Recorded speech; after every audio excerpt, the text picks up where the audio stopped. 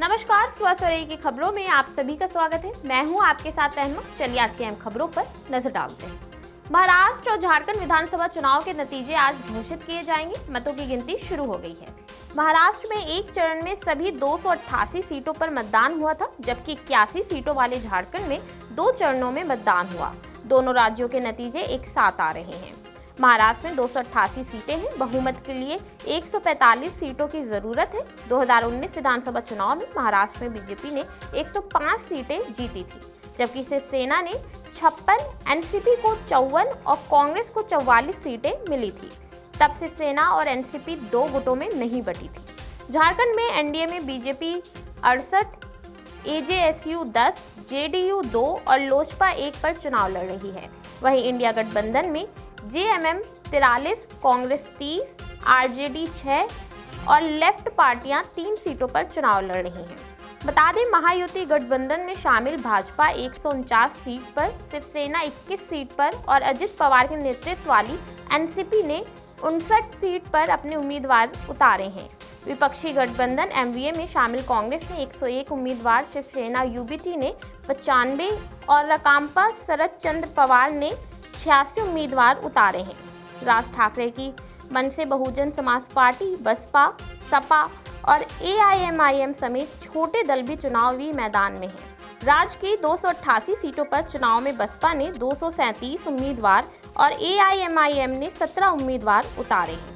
उत्तर प्रदेश में हुए उपचुनाव का रिजल्ट भी आज घोषित किया जाएगा। उत्तर प्रदेश में हुए 9 विधानसभा सीटों पर 90 प्रत्याशियों के भाग्य का फैसला आज होगा।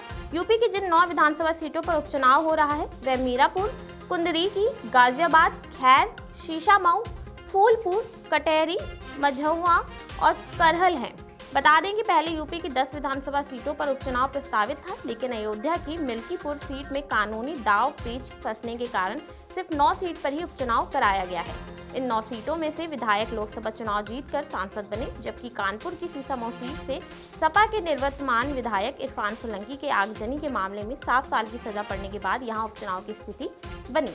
वायनाड लोकसभा सीट के चुनाव के नतीजे भी आज घोषित किए जाएंगे। वायनाड सीट से प्रियंका गांधी वाड्रा चुनाव लड़ी थी। ये प्रियंका गांधी का पहला चुनाव है। वायनाड लोकसभा सीट के तहत विधानसभा की 7 सीटें आती हैं। इनमें वायनाड जिले की मनंतावाड़ी रिजर्व, सुल्तान बथेरी, कलपेट्टा, खोजिकोड जिले की तिरुवंबाड़ी तथा मलप्पुरम जिले की नीलांबूर, ईरानाद और वंडूर सीटें शामिल हैं। ये सीट राहुल गांधी के इस्तीफे के बाद खाली हुई थी।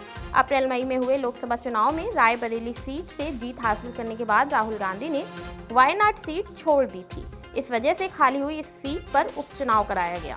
वायनाड में प्रियंका समेत 16 उम्मीदवारों की किस्मत ईवीएम में कैद हो गई है और अब वोटों की गिनती हो रही है। वायनाड सीट से कांग्रेस महासचिव प्रियंका गांधी वाड्रा संयुक्त लोकतांत्रिक मोर्चा की उम्मीदवार हैं, जबकि उनका मुकाबला मार्क्सवादी कम्युनिस्ट पार्टी की अगुवाई वाले वाम लोकतांत्रिक मोर्चा के प्रत्याशी सत्यन मुकेरी और भारतीय जनता पार्टी की अगुवाई वाले राष्ट्रीय जनतांत्रिक गठबंधन एनडीए की उम्मीदवार नव्या हरिदास से हुआ है।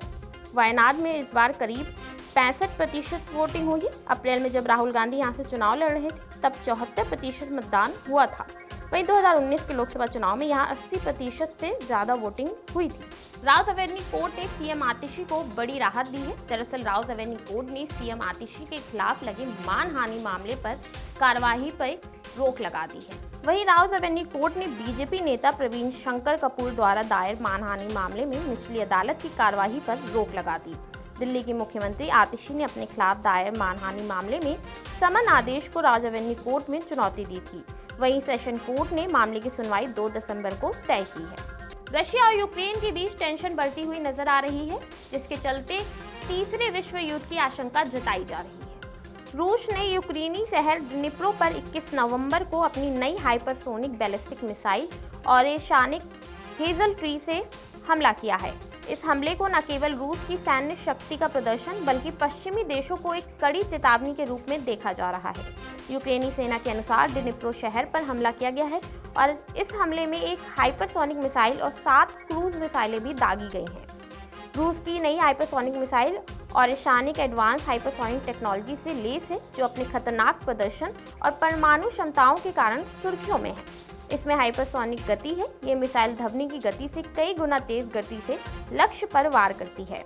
इसकी दूरी और सटीकता का इस बात से अंदाजा लगाया जा सकता है कि अस्त्रखान क्षेत्र से दागी गई ये मिसाइल 700 किलोमीटर की दूरी तय करके डिनिप्रो तक पहुंची। रूसी राष्ट्रपति व्लादिमीर पुतिन ने इस मिसाइल की परमाणु शक्ति का संकेत देते हुए इसे एक प्रभावशाली हथियार बताया है। ये मिसाइल रूस के सैन्य और टेक्नोलॉजिकल के सफल प्रयासों का प्रमाण है, जिसे पश्चिमी देशों के खिलाफ इस्तेमाल किया जा सकता है। तो ये थी आज की अहम खबरें, जिन पर हमारी दिन भर नजर बनी रही। ऐसी खबरों से जुड़े रहने के लिए देखते रहिए पंजाब केसरी नवोदय टाइम्स।